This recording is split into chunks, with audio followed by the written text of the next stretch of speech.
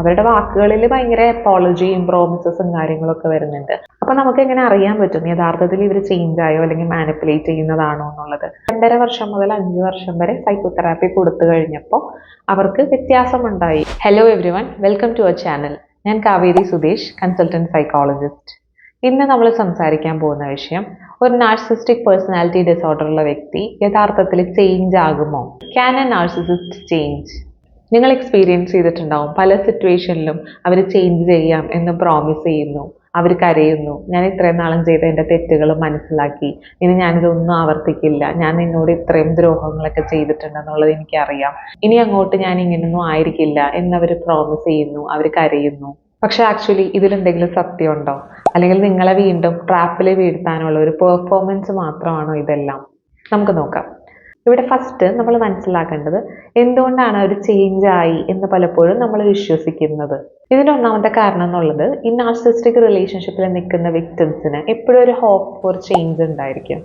പലരും സെഷൻസിൽ വരുമ്പോഴും പറയാറുള്ളതാണ്, ചിലപ്പോൾ അയാളുടെ ചൈൽഡ്ഹുഡ് ട്രോമ കൊണ്ടായിരിക്കും അയാൾ ഇങ്ങനെ ബിഹേവ് ചെയ്യുന്നത്, അല്ലെങ്കിൽ അയാളുടെ വർക്ക് എൻവയൺമെൻറ്റിലുള്ള സ്ട്രെസ് ആയിരിക്കും, അവരുടെ ബോസ് ഭയങ്കര പ്രശ്നമാണ്, അപ്പോൾ ആ സ്ട്രെസ് മാറുമ്പോൾ അല്ലെങ്കിൽ വേറൊരു ജോലി കിട്ടുമ്പോൾ ചിലപ്പോൾ ഇതൊക്കെ മാറിയാലോ, അല്ലെങ്കിൽ ചിലപ്പോൾ ഒരു കുഞ്ഞുണ്ടാകുമ്പോൾ കാര്യങ്ങൾക്ക് വ്യത്യാസം വന്നാലോ, പിന്നെ അതുപോലെ ലൈക്ക് നേരത്തെ ഒരു റിലേഷൻഷിപ്പ് ബ്രേക്കപ്പ് ഉണ്ടായിട്ടുണ്ട്, അപ്പോൾ അതുകൊണ്ടാണ് അയാൾക്ക് ട്രസ്റ്റ് ഇഷ്യൂസ് ഇങ്ങനത്തെ പ്രശ്നങ്ങളൊക്കെ ഉള്ളത്, അപ്പോൾ കുറച്ചാൾ കഴിയുമ്പോൾ അതൊക്കെ അയാൾ മറന്നു കഴിയുമ്പോഴത്തേനും മാറിയാലോ. ഇങ്ങനെ പല എക്സ്റ്റേണൽ ആയിട്ടുള്ള ഫാക്ടേഴ്സ് കാരണമാണ് അവരെങ്ങനെ ബിഹേവ് ചെയ്യുന്നത്. അതൊക്കെ മാറിയാൽ ഇവർ ചേഞ്ച് ചെയ്യും എന്നുള്ളൊരു ഹോപ്പ് വിക്ടിംസിന് ഉണ്ടാവാറുണ്ട്. പക്ഷെ ഇത് എന്തുകൊണ്ടാണെന്ന് വെച്ചാൽ, നമ്മളൊരു ട്രോമ ബോണ്ടിങ്ങിലായിരിക്കുന്നത് കൊണ്ടാണ് നമുക്കത് തോന്നുന്നത്. റിയാലിറ്റി എന്താണ് എന്നുള്ളത് നമുക്ക് കാണാൻ പറ്റുന്നില്ല. നമ്മളെന്തോ മാജിക് സംഭവിക്കും എന്നോർത്ത് അൺറിയലിസ്റ്റിക് ആയിട്ടുള്ള ഒരു കാര്യമാണ് നമ്മൾ എക്സ്പെക്ട് ചെയ്തുകൊണ്ടിരിക്കുന്നത്. നമ്മൾ ഇവരുടെ ഒരു സ്വീറ്റ് വേർഷൻ കണ്ടിട്ടുണ്ടായിരിക്കും. ഒന്നില്ലെങ്കിൽ മറ്റുള്ളവരോട് വളരെ സ്വീറ്റ് ആയിട്ട് ബിഹേവ് ചെയ്യുന്നത്, അല്ലെങ്കിൽ ആദ്യ കാലഘട്ടത്തിൽ നമ്മളോട് വളരെ സ്വീറ്റ് ആയിട്ട് ബിഹേവ് ചെയ്തിട്ടുള്ളത്. അപ്പം അങ്ങനെയും ഇവർക്ക് ബിഹേവ് ചെയ്യാൻ അറിയാലോ. അപ്പം ഞാൻ എന്തെങ്കിലുമൊക്കെ പ്രൂവ് ചെയ്ത് കഴിഞ്ഞാൽ ഇവരുടെ ബിഹേവിയർ മാറുമായിരിക്കും. ഇപ്പം നമ്മൾ ക്രിട്ടിസൈസ് ചെയ്ത് തുടങ്ങുമ്പോൾ നമുക്ക് തോന്നുന്നത് നമ്മുടെ കുഴപ്പം കൊണ്ടാണ് ഇവരിങ്ങനെ ബിഹേവ് ചെയ്യുന്നത്. അപ്പം ആദ്യം ഞാൻ ഇങ്ങനെയൊന്നും അല്ല, ഞാൻ ഭയങ്കര അടിപൊളിയാണെന്നൊക്കെ ഇയാൾ വിചാരിച്ചിരുന്ന സമയത്ത് ഇയാൾ നല്ലതായിട്ടല്ലേ ബിഹേവ് ചെയ്തത്. അപ്പം ഞാൻ ആ ഒരു സെൽഫ് ഇമേജിലേക്ക് എത്താനായിട്ട് ട്രൈ ചെയ്തുകൊണ്ടിരിക്കും. അങ്ങനെ ആയിക്കഴിഞ്ഞാൽ ഇയാൾ ഇതുപോലെ കുറ്റപ്പെടുത്തില്ലല്ലോ, അപ്പോൾ വീണ്ടും അന്ന് സ്നേഹിച്ചിരുന്ന പോലെ എന്നെ സ്നേഹിക്കും എന്നൊക്കെയുള്ളത് ശരിക്കും പറഞ്ഞാൽ ഒരു തെറ്റിദ്ധാരണയാണ്. ഇവിടുത്തെ ട്രൂത്ത് എന്താണെന്ന് വെച്ചാൽ, നാർസിസ്റ്റിക് പേഴ്സണാലിറ്റി ഡിസോർഡർ ഉള്ള വ്യക്തികളുടെ ഒരു പ്രത്യേകത, അവർക്ക് സെൽഫ് അവയർനെസ് അല്ലെങ്കിൽ ഒരു ഇൻസൈറ്റ് ഉണ്ടായിരിക്കില്ല. നമ്മൾ ഈ ഒരു പെർട്ടിക്കുലർ ട്രൈറ്റിനെ ഈഗോ സിൻറ്റോണിക് എന്ന് പറയും. അതായത് അവരുടെ വാല്യൂസ് എന്താണോ, അവരുടെ ബിലീഫ്സ് എന്താണോ, അതിനെ അലൈൻഡ് ആയിട്ട് തന്നെയാണ്, അതിനനുസരിച്ച് തന്നെയാണ് അവരുടെ ബിഹേവിയർ ഉള്ളത്. പക്ഷെ ചില വ്യക്തികളെ എടുത്തു കഴിഞ്ഞാൽ നമുക്ക് മനസ്സിലാവും, നമ്മൾ ഹോൾഡ് ചെയ്യുന്ന ഒരു വാല്യൂ സിസ്റ്റം ഉണ്ടായിരിക്കും. നമ്മുടെ വിശ്വാസങ്ങളും ഒരു രീതിയിലും നമ്മൾ കാണിക്കുന്ന പ്രവൃത്തിയും നമ്മുടെ ഫീലിങ്സും വേറൊരു രീതിയിലുമായിരിക്കും മുന്നോട്ട് പോകുന്നത്. അതുകൊണ്ട് തന്നെ നമുക്കൊരു ഇന്നർ കോൺഫ്ലിക്റ്റ് എക്സ്പീരിയൻസ് ചെയ്യുകയും നമ്മൾ ഹെൽപ്പ് സീക്ക് ചെയ്യാനുള്ള പോസിബിലിറ്റി ഉണ്ട്. അപ്പം ഇങ്ങനെ കോൺഫ്ലിക്റ്റ് ഉള്ളപ്പോഴാണ് നമ്മൾ ഈഗോ ഡിസ്റ്റോണിക് എന്ന് പറയുന്നത്. അതായത് നമ്മുടെ വാല്യൂസ് നമ്മുടെ ബിലീഫ് സിസ്റ്റം അനുസരിച്ചിട്ടല്ല നമ്മുടെ ഫീലിങ്സും നമ്മുടെ ബിഹേവിയറും പോകുന്നത്. ഇത് രണ്ടും കോൺട്രഡിക്റ്റിംഗ് ആയിട്ട് മുന്നോട്ട് പോകുന്നു.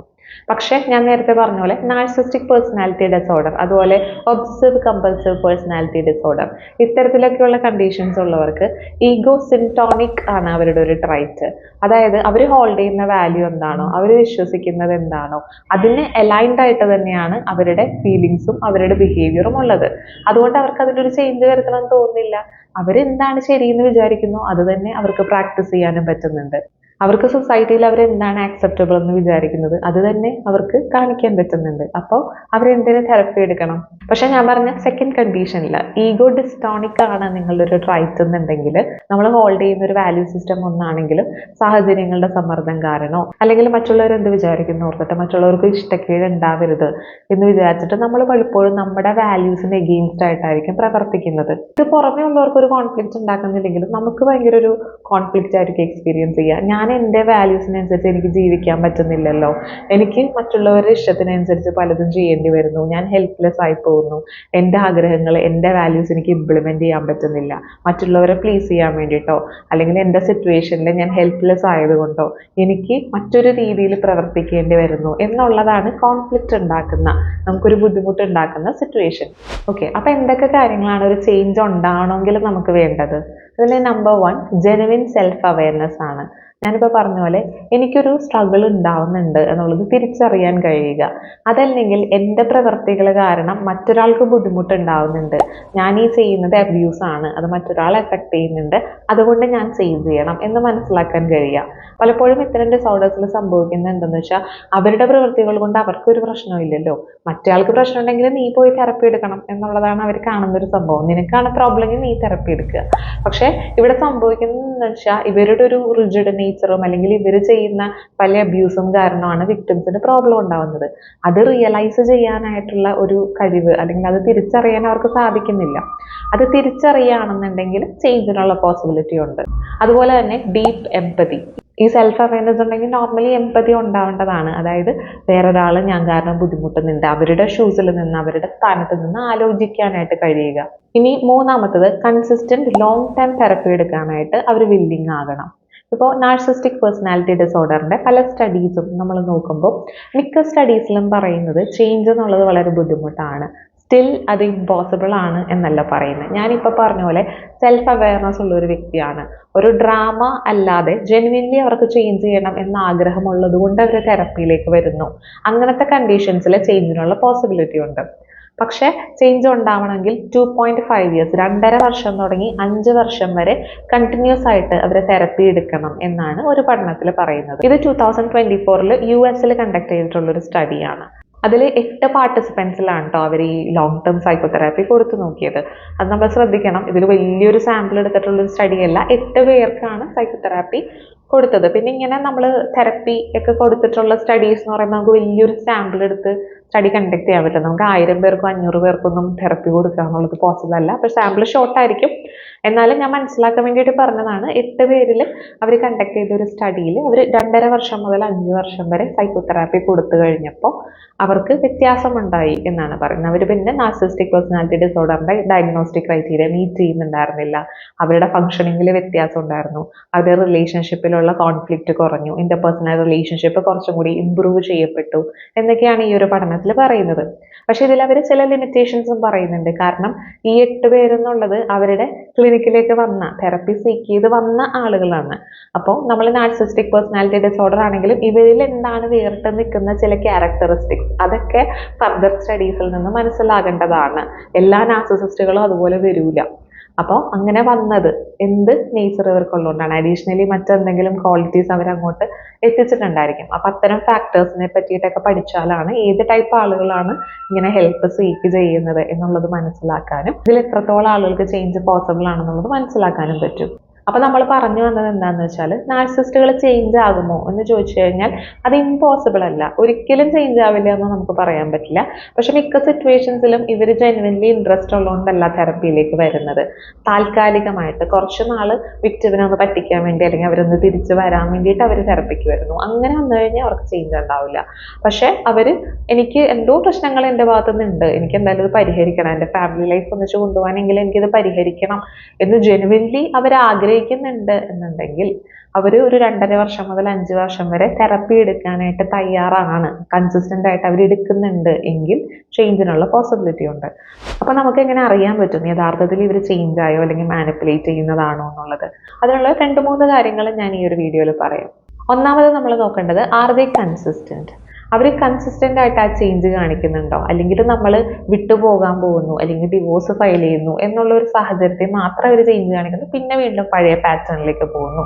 അങ്ങനെയാണെന്നുണ്ടെങ്കിൽ അതൊരു റിയൽ ചേഞ്ച് ആയിട്ട് പറയാൻ പറ്റില്ല, അതൊരു മാനിപ്പുലേഷൻ ആണ്. രണ്ടാമത്തത്, do they make excuses or take accountability? അതായത് അവരുടെ ഭാഗത്തു നിന്ന് പിന്നെ മിസ്റ്റേക്സ് ഉണ്ടാകുമ്പോൾ അവരതിന്റെ അക്കൗണ്ടബിലിറ്റി ഏറ്റെടുക്കുന്നുണ്ടോ? ഇത് എന്റെ പ്രോബ്ലം ആണ്, ശരി ഞാനത് കറക്റ്റ് ചെയ്യാം എന്നുള്ള രീതിയിൽ അത് ഏറ്റെടുക്കുകയാണോ, അല്ലെങ്കിൽ അവർ എക്സ്ക്യൂസ് ഉണ്ടാക്കുകയാണോ? നീ എന്റെ ചേഞ്ചസിനെ അപ്രിഷിയേറ്റ് ചെയ്യേണ്ട, അല്ലാതെ എന്തെങ്കിലും കാര്യമുള്ളപ്പോൾ ക്രിട്ടിസൈസ് ചെയ്യാണോ വേണ്ടത്? അതല്ലെങ്കിൽ എന്റെ ചൈൽഡ്ഹുഡ് ഫാക്ടേഴ്സ് കൊണ്ടാണ് ഇതൊക്കെ സംഭവിക്കുന്നത്, നിനക്ക് അറിഞ്ഞൂടെ, അത് അങ്ങനെ മനസ്സിലാക്കണ്ടേ എന്നൊക്കെയാണെങ്കിൽ അവരതിന്റെ അക്കൗണ്ടബിലിറ്റി ഏറ്റെടുക്കുന്നില്ല. അത് എന്ത് കാരണം കൊണ്ട് സംഭവിച്ചാലും നമ്മുടെ ഭാഗത്ത് നിന്ന് ഒരു മിസ്റ്റേക്ക് വന്നാൽ എന്റെ ഭാഗത്ത് നിന്ന് ഇങ്ങനെ ഒരു മിസ്റ്റേക്ക് ഉണ്ടായിട്ടുണ്ട്, ശരിയാണ്, എല്ലാ കുറ്റവും എപ്പോഴും നമ്മൾ ഏറ്റെടുക്കണം ആവണമെന്നില്ല, എല്ലാവരും കാര്യം അങ്ങനെയാണ്. പക്ഷെ ഇപ്പം നമ്മുടെ ഭാഗത്തു നിന്ന് ഒരു 40% മിസ്റ്റേക്ക് വന്നിട്ടുണ്ടെങ്കിൽ പോലും ആ 40% മിസ്റ്റേക്ക് എൻ്റെ ഭാഗത്തുനിന്ന് ഉണ്ടായതാണ് എന്നുള്ളത് നമ്മൾ ഏറ്റെടുക്കാൻ തയ്യാറാണ്. അപ്പം അത് ആ ഒരു നാർസിസ്റ്റിക് ആയിട്ടുള്ള വ്യക്തി ഏറ്റെടുക്കുന്നുണ്ടോ എന്നുള്ളത് ശ്രദ്ധിക്കുക. അങ്ങനെയാണ് എന്നുണ്ടെങ്കിൽ നമുക്ക് അവരെ വിശ്വസിക്കാം, കുറച്ചൊക്കെ വിശ്വസിക്കാം. പിന്നെ നമ്മൾ ചെക്ക് ചെയ്യണം കൺസിസ്റ്റന്റ് ആയിട്ട് അത് നിന്ന് പോകുന്നുണ്ടോ എന്നൊക്കെയുള്ളത്. പക്ഷെ അങ്ങനെയല്ല, അവരെ അക്കൗണ്ടബിലിറ്റി ഏറ്റെടുക്കാൻ തയ്യാറാവുന്നില്ല എന്നുണ്ടെങ്കിൽ ഇതൊരു റിയൽ ചേഞ്ച് ആയിട്ട് പറയാൻ പറ്റില്ല. ഇനി മൂന്നാമത്തത്, do they seek help on their own? അവരുടെ തന്നെ ജെനുവിൻ താല്പര്യം കൊണ്ടാണോ അവർ ഹെൽപ്പ് സീക്ക് ചെയ്തത്, അല്ലെങ്കിൽ നിങ്ങളെ ജസ്റ്റ് അതിലേക്ക് തിരിച്ചു കൊണ്ടുവരാൻ വേണ്ടിയിട്ടാണോ? അതിന് നമ്മൾ ചെക്ക് ചെയ്യേണ്ട ഒരു കാര്യം എന്നുള്ളത്, ഇവർ ജസ്റ്റ് ഒരു 1-2 മാസമൊക്കെ തെറപ്പി എടുക്കുന്നു, നിങ്ങൾ തിരിച്ചു വരുമ്പോഴേക്കും ഞാൻ തെറപ്പി എടുത്തു, ഞാൻ ചേഞ്ചായി, എനിക്കെല്ലാം മനസ്സിലായി, എനിക്കിന് കുഴപ്പമൊന്നുമില്ല എന്നൊക്കെ പറഞ്ഞ് അവർ അഭിനയിക്കുകയാണോ ചെയ്യുന്നത്? അല്ലാതെ ഇപ്പൊ തെറപ്പിസ്റ്റ് സജസ്റ്റ് ചെയ്യുന്ന അത്രയും ഡ്യൂറേഷൻ അവരത് കണ്ടിന്യൂ ചെയ്യുന്നുണ്ടോ? ഇത് നമ്മൾ ചെക്ക് ചെയ്യേണ്ടതാണ്. കുറച്ചാൾ ചെയ്തിട്ട് എന്തൊക്കെയോ കാര്യങ്ങൾ പഠിച്ചിട്ട് ഒരു അഭിനയം കാഴ്ചവെച്ചത് കൊണ്ട് പ്രയോജനമൊന്നുമില്ല. ഇനി നാലാമത്, do they change there behaviour or only there words? അതായത് അവരുടെ വാക്കുകളിൽ ഭയങ്കര അപ്പോളജിയും പ്രോമിസസും കാര്യങ്ങളൊക്കെ വരുന്നുണ്ട്, പക്ഷെ യഥാർത്ഥത്തിലുള്ള ബിഹേവിയറിൽ ചേഞ്ച് ഉണ്ടോ? അപ്പൊ നമ്മൾ വാക്കും പ്രവൃത്തിയും വരുമ്പോഴേക്കും നമ്മൾ ഒരാളുടെ പ്രവൃത്തിയാണ് നോക്കേണ്ടത്. അയാളുടെ വാക്കുകൾ എങ്ങനെ വേണമെങ്കിലും പോവാം, പക്ഷെ പ്രവൃത്തിയിൽ വ്യത്യാസമുണ്ടോ? പ്രവൃത്തിയിൽ വ്യത്യാസം ഉണ്ടെങ്കിൽ നമുക്ക് അവരെ ട്രസ്റ്റ് ചെയ്യാവുന്നതാണ്. പിന്നെ ഇങ്ങനെയുള്ള വ്യക്തികളെ നമ്മൾ അപ്പം തന്നെ കണ്ണോടിച്ച് വിശ്വസിക്കുകയല്ല. പ്രവൃത്തിയിൽ വ്യത്യാസം കാണുന്നുണ്ടെങ്കിൽ നമ്മൾ അതിലൊരു ട്രസ്റ്റ് കൊടുക്കുക, എന്നിട്ട് നമ്മൾ വെയിറ്റ് ചെയ്യുക ഫർദർ മുന്നോട്ട് എങ്ങനെയാണ് എന്നുള്ളത് കുറച്ച് നാൾ നമ്മൾ നോക്കുക. ഇവിടെ പിന്നെ ഞാൻ ഈ പറഞ്ഞ രീതിയിൽ അവർക്ക് ചേഞ്ച് ഉണ്ടാവണമെങ്കിൽ ഞാൻ സ്വന്തമായിട്ട് ചേഞ്ച് ചെയ്യാം എന്ന് പറഞ്ഞതുകൊണ്ട് ചേഞ്ച് ഉണ്ടാവില്ല കേട്ടോ. കാരണം നമ്മുടെ ഒരു ബിഹേവിയർ, നമ്മൾ പുറമേ കാണിക്കുന്ന ഒരു ബിഹേവിയറിന്റെ കാരണം എന്നുള്ളത് നമ്മുടെ ചെറുപ്പം മുതലേ ഫോം ചെയ്തിട്ടുള്ള നമ്മുടെ ബിലീഫ് സിസ്റ്റം ആണ്. ഇപ്പൊ റിലീജിയസ് ആയിട്ടുള്ളതായിക്കോട്ടെ അല്ലാത്തതായിക്കോട്ടെ, നമ്മുടെ വിശ്വാസം എന്താണോ അതിനനുസരിച്ചിട്ടായിരിക്കും നമ്മൾ പല കാര്യങ്ങളും ചെയ്യുന്നത്. അപ്പൊ നമ്മൾ നമ്മുടെ ബിഹേവിയർ ചേഞ്ച് ചെയ്യണമെങ്കിൽ നമ്മുടെ അണ്ടർലൈൻ ബിലീഫ് സിസ്റ്റത്തിൽ വ്യത്യാസം ഉണ്ടായിരിക്കണം. അപ്പൊ അത്തരത്തിലുള്ള ബിലീഫ് സിസ്റ്റം ഏതൊക്കെയാണ് എന്ന് ഐഡന്റിഫൈ ചെയ്ത് അത് മോഡിഫൈ ചെയ്യപ്പെടേണ്ടതാണ്. അപ്പൊ ഈ ബിലീഫ് സിസ്റ്റം മോഡിഫൈ ചെയ്യാണ്ട് നമ്മുടെ ബിഹേവിയറിൽ മാത്രം വ്യത്യാസം വന്നാൽ എന്താ പ്രശ്നം? കുറച്ച് നാൾ നമുക്ക് അങ്ങനെ അഭിനയിക്കാൻ പറ്റും. അത് കഴിയുമ്പോൾ എന്താവും, നമ്മുടെ അണ്ടർലൈൻ ബിലീഫ് സിസ്റ്റം ഇപ്പോഴും അങ്ങനെ തന്നെ നിലനിൽക്കുകയല്ലേ. അപ്പൊ ഇത് രണ്ടും തമ്മിൽ അലൈൻമെന്റിലല്ല, രണ്ടും വേറെ വേറെ ഡയറക്ഷനിൽ പോകുന്നു എന്ന് പറയുമ്പോൾ ഏറ്റവും എളുപ്പം നമ്മുടെ ബിലീഫ് സിസ്റ്റം എന്താണോ അതിനകത്തേക്ക് നമ്മുടെ ബിഹേവിയർ കൊണ്ടുവരിക എന്നുള്ളതാണ്. അപ്പൊ നാർസിസ്റ്റുകൾ തിരിച്ച് അവരെ വിശ്വസിക്കുന്ന കാര്യത്തിലേക്ക് തന്നെ അതിനായിട്ട് അലൈൻ ചെയ്യുന്ന രീതിയിൽ അവരുടെ ബിഹേവിയർ വരികയും സെയിം പാറ്റേൺ റിപ്പീറ്റ് ചെയ്യപ്പെടുകയും ചെയ്യും. അതുകൊണ്ടാണ് നമ്മൾ ലോങ് ടേം തെറപ്പിയുടെ ഒരു ഇമ്പോർട്ടൻസ് പറയുന്നത്. അപ്പൊ അവര് ലോങ് ടേം തെറപ്പി ഒന്നും എടുക്കാണ്ട് ഞാൻ സ്വന്തമായിട്ട് മാറിക്കോളാം എന്ന് പറഞ്ഞ് കുറച്ചു നാൾ എന്തെങ്കിലും ചേഞ്ചസ് ഒക്കെ കാണിക്കുന്നുണ്ടെങ്കിൽ നമ്മൾ ഓർക്കേണ്ടത് അവരുടെ അണ്ടർലൈൻ ബിലീഫ് സിസ്റ്റത്തിൽ ഒരു വ്യത്യാസം വന്നിട്ടില്ല. അതുകൊണ്ട് തന്നെ ആ ബിഹേവിയർ ചേഞ്ച് ചെയ്യാന്നുള്ളത് വളരെ ഡിഫിക്കൽട്ട് ആയിട്ടുള്ളൊരു കാര്യമാണ്. അതിലിനി അവർക്കത് കൺസിസ്റ്റന്റ് ആയിട്ട് കൊണ്ടുപോകണമെങ്കിൽ അവർ മരണം വരെ അഭിനയിക്കേണ്ടി വരും. അപ്പോൾ ട്രൂ ചേഞ്ച് അല്ലെങ്കിൽ ജെനുവിൻ ആയിട്ടുള്ള ഒരു ചേഞ്ച് എന്ന് പറയുമ്പോൾ അത് സൈക്കോതെറാപ്പിയിലൂടെ പോസിബിൾ ആവുള്ളൂ. ഞാൻ നേരത്തെ പറഞ്ഞല്ലോ, ലോങ് ടേം സൈക്കോതെറാപ്പി എടുക്കാനായിട്ട് അവർ വില്ലിങ് ആയിരിക്കണം. അതും അവരുടെ ജെനുവിൻ താല്പര്യത്തിലായിരിക്കണം അവർ വരുന്നത്, അല്ലാതെ ഒരു ഡ്രാമയും മാനിപ്പുലേഷൻ ഒന്നും കാണിക്കാനായിരിക്കരുത്. ഓക്കെ, അടുത്ത ഒരു ഇമ്പോർട്ടൻറ്റ് കാര്യം കൂടി പറഞ്ഞിട്ട് ഞാനിത് അവസാനിപ്പിക്കാം. ഇവിടെ നമ്മൾ മനസ്സിലാക്കേണ്ട ഒരു ട്രൂത്ത് എന്താന്ന് വെച്ചാൽ, you are not responsible for fixing them. അവരെ ഫിക്സ് ചെയ്യാനായിട്ട് നമ്മളല്ല റെസ്പോൺസിബിൾ. അവർ തന്നെയാണ് അവരുടെ ബിഹേവിയറിൽ ഒരു പ്രശ്നമുണ്ടെന്ന് തിരിച്ചറിയേണ്ടതും അതിനൊരു ഹെൽപ്പ് എടുക്കാനായിട്ട് തയ്യാറാവേണ്ടതും. നമ്മൾ ഇവിടെ നിന്ന് പല കാര്യങ്ങളും ചെയ്ത് അവരെ ഫിക്സ് ചെയ്യാൻ നോക്കിയിട്ട് യാതൊരു കാര്യമില്ല. നമ്മൾ അവരെ പ്രഷർ ചെയ്ത് കൊണ്ടുപോയിട്ടും കാര്യമില്ല. നമുക്കൊരു ഇൻസൈറ്റ് ഉണ്ടാക്കി കൊടുക്കാനൊക്കെ ട്രൈ ചെയ്യാം, എന്നിട്ട് അവർ വില്ലിങ് ആവണം. അല്ലാതെ നമ്മൾ പിടിച്ച് വലിച്ച് സെഷൻസ് എടുക്കാൻ കൊണ്ടുപോയത് കൊണ്ടൊന്നും യാതൊരു പ്രയോജനവും ഇല്ല. You didn't cause that disorder and you can't cure it. നിങ്ങളല്ല അവർക്ക് ആ ഒരു അസുഖം ഉണ്ടാക്കിയത്, അതുകൊണ്ട് തന്നെ നിങ്ങൾക്കത് ക്യൂർ ചെയ്യാനും സാധിക്കില്ല. The only change you can control is your own healing. അപ്പം നിങ്ങളുടെ കൺട്രോളിലുള്ളത് നിങ്ങളുടെ ഹീലിംഗ് മാത്രമാണ്. നിങ്ങളുടെ ബിഹേവിയർ ചേഞ്ച് ചെയ്യണം, അല്ലെങ്കിൽ നിങ്ങളുടെ ഇമോഷൻസ് റെഗുലേറ്റ് ചെയ്യണം, നിങ്ങൾക്കൊരു മെൻ്റൽ പീസ് ഉണ്ടാവണം എന്നുണ്ടെങ്കിൽ നിങ്ങൾക്ക് സെഷൻസ് എടുക്കാവുന്നതാണ്. അയാൾക്ക് സെഷൻ എടുക്കണമെങ്കിൽ അയാളാണ് തീരുമാനിക്കേണ്ടത്. അപ്പം അങ്ങനെ തയ്യാറാകാത്ത ഒരാൾ ചേഞ്ച് ആവും എന്ന് പ്രതീക്ഷിച്ച് നമ്മുടെ ലൈഫ് നമ്മൾ കളയാതിരിക്കുക. നമ്മൾ നമ്മളുടെ ലൈഫായിട്ട് മുന്നോട്ട് പോവുക. ഇതിനകത്ത് നിങ്ങൾ ഡിവോഴ്സ് ചെയ്യണമെന്നൊന്നും ഞാൻ നിർബന്ധം പറയുന്നില്ല, അതിപ്പോൾ ഓരോരുത്തരുടെ സാഹചര്യം അനുസരിച്ചിരിക്കും. പക്ഷെ നമ്മൾ ആ റിലേഷൻഷിപ്പിലാണെങ്കിലും അല്ലെങ്കിലും നമ്മളെ പ്രയോറിറ്റൈസ് ചെയ്യുക, നമ്മുടെ ഗ്രോത്തിലേക്കും പ്രോഗ്രസ്സിലേക്കും നമ്മൾ പോവുക. അതിന് വേണ്ടിയിട്ടുള്ള സ്റ്റെപ്സ് നമ്മൾ എടുക്കുകയാണെങ്കിൽ, അവരുടെ അടുത്ത് നിന്ന് നമ്മുടെ ഫോക്കസ് മാറ്റി നമ്മളിലേക്ക് തന്നെ ഫോക്കസ് ചെയ്യുകയാണെങ്കിൽ കുറച്ചും കൂടെ മെൻ്റൽ പീസ് നമുക്ക് ഉണ്ടാവും. എനിക്കറിയാം നമ്മൾ പറയുന്നത്ര എളുപ്പമല്ല ഇത്തരം കാര്യങ്ങളൊന്നും. അപ്പോൾ നിങ്ങൾക്ക് കൗൺസിലിംഗ് ഒരു സൈക്കോതെറാപ്പി ആവശ്യമാണെന്നുണ്ടെങ്കിൽ നമ്മുടെ അടുത്ത് സെഷൻസ് എടുക്കണമെങ്കിൽ സ്ക്രീനിൽ കാണുന്ന നമ്മുടെ ഒഫീഷ്യൽ നമ്പറിൽ വാട്സപ്പ് ചെയ്യാവുന്നതാണ്. ചിലർ കമന്റ് സെക്ഷനിൽ ചോദിച്ചിരുന്നു എങ്ങനെയാണ് സെഷൻ ബുക്ക് ചെയ്യാന്നുള്ളത്. അപ്പം ഞാൻ മിക്ക വീഡിയോസിലും സ്ക്രീനിൽ തന്നെ വാട്സപ്പ് ചെയ്യാനുള്ള നമ്പർ കൊടുക്കാറുണ്ട്. കഴിഞ്ഞ ലാസ്റ്റ് അപ്ലോഡ് ചെയ്തൊരു വീഡിയോയിൽ സ്ക്രീനിലെ നമ്പർ കൊടുക്കാൻ വിട്ടുപോയി. അപ്പോൾ നിങ്ങൾക്ക് നമ്മുടെ അടുത്ത സെഷൻസ് എടുക്കണമെന്നുണ്ടെങ്കിൽ സ്ക്രീനിൽ കാണുന്ന വാട്സപ്പ് നമ്പറിൽ ബന്ധപ്പെടാവുന്നതാണ്. നമ്മൾ online and offline counselling sessions provide ചെയ്യുന്നുണ്ട്. അല്ലെങ്കിൽ നിങ്ങൾക്ക് വിശ്വാസമുള്ള ഏത് പ്ലാറ്റ്ഫോമിൽ വേണമെങ്കിലും നിങ്ങൾക്ക് തെറപ്പി എടുക്കാവുന്നതാണ്. നമ്മൾ പിന്നെ കൗൺസിലിംഗ് അല്ലാതെ ഒരു ഇമോഷണൽ ഹീലിംഗ് വർക്ക്ഷോപ്പ് പ്രൊവൈഡ് ചെയ്യുന്നുണ്ട്. അതൊരു പ്രീ റെക്കോർഡഡ് പ്രോഗ്രാം ആണ്. അപ്പം നിങ്ങൾക്ക് ഒരു ഹീലിംഗ് ജേർണിയിലൂടെ കടന്നു പോകണം എന്നാണെങ്കിൽ നിങ്ങൾക്ക് നമ്മുടെ ഇമോഷണൽ ഹീലിംഗ് വർക്ക്ഷോപ്പ് അറ്റൻഡ് ചെയ്യാവുന്നതാണ്. എല്ലാവർക്കും അഫോർഡബിൾ ആയിട്ടുള്ള രീതിയിൽ 499 റുപ്പീസ് മാത്രമാണ് നമ്മൾ ഈ 10 days ഇമോഷണൽ ഹീലിംഗ് വർക്ക്ഷോപ്പിന് ചാർജ് ചെയ്യുന്നത്. അപ്പോൾ നിങ്ങൾ പ്രോഗ്രാം പർച്ചേസ് ചെയ്ത് കഴിഞ്ഞാൽ നിങ്ങൾക്ക് ഡയറക്റ്റ്ലി ലിങ്ക് ത്രൂ ലോഗിൻ ചെയ്ത് കോഴ്സ് കണ്ടു തുടങ്ങാവുന്നതാണ്. ഇതൊരു പ്രീ റെക്കോർഡഡ് പ്രോഗ്രാം ആണെങ്കിലും ഒരു ലൈവ് പ്രോഗ്രാമിനേക്കാളും ഇഫക്റ്റീവ് ആയിട്ടുള്ള രീതിയിലാണ് നമ്മൾ ഡിസൈൻ ചെയ്തിരിക്കുന്നത്. ബോറടിക്കാതിരിക്കാൻ വേണ്ടി ഓരോ ദിവസവും 5 to 10 minutes വരുന്ന short videos and short actions മാത്രമാണ് നമ്മൾ പറയുന്നുള്ളൂ. അപ്പോൾ നിങ്ങൾക്ക് താല്പര്യം ഉണ്ടെങ്കിൽ ലിങ്ക് ഞാൻ ഡിസ്ക്രിപ്ഷൻ ബോക്സിലും കമന്റ് സെക്ഷനിലും കൊടുത്തേക്കാം. ലിങ്ക് ത്രൂ നിങ്ങൾക്ക് കോഴ്സ് പർച്ചേസ് ചെയ്ത് ലോഗിൻ ചെയ്ത് കണ്ടു തുടങ്ങാവുന്നതാണ്. പിന്നെ നിങ്ങൾ ഇന്ത്യക്ക് പുറത്തു നിന്നാണ് കോഴ്സ് ആക്സസ് ചെയ്യാൻ ശ്രമിക്കുന്നതെങ്കിൽ നിലവിൽ അതിനൊരു ബുദ്ധിമുട്ടുണ്ട്. അപ്പോൾ നിങ്ങൾക്ക് ചെയ്യാൻ പറ്റുന്നത് നമ്മുടെ ഒഫീഷ്യൽ വാട്സപ്പ് നമ്പറിൽ ബന്ധപ്പെടുകയാണെങ്കിൽ നമ്മൾ നിങ്ങൾക്ക് വേണ്ട ഇൻസ്ട്രക്ഷൻസ് തരികയും ഓഫീസിൽ നിന്ന് കോഴ്സ് ആക്സസ് ചെയ്ത് തരികയും ചെയ്യും. ഓക്കെ, അപ്പോൾ മനസ്സിലാക്കുക, your healing doesn't depend on their change, it begins with your decision to choose yourself. അപ്പോൾ നമുക്ക് അടുത്തൊരു ഇൻഫർമേറ്റീവ് വീഡിയോ ആയിട്ട് കാണാം. അതുവരെ bye from our channel. Thank U.